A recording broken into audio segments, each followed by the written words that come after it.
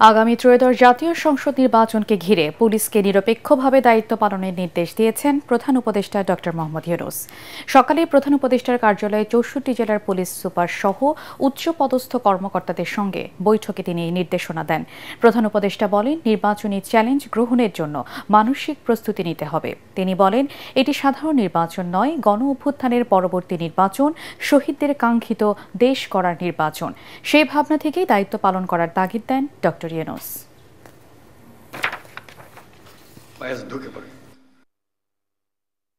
এই ৩ মাস আমার পক্ষে যত উচ্চ লেভেলে কাজ করা সম্ভব, যত নির্ভুলভাবে কাজ করা সম্ভব, সেটা আমি করব।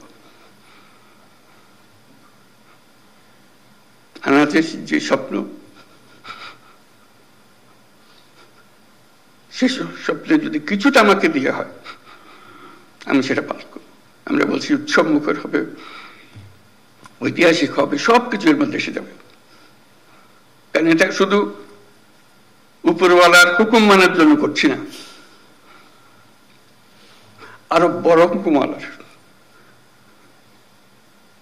দায়িত্ব আমরা এটা করছি।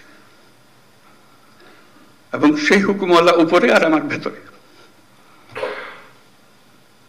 আমার মধ্যে কি আছে সেটা আমি প্রকাশ করতে চাই।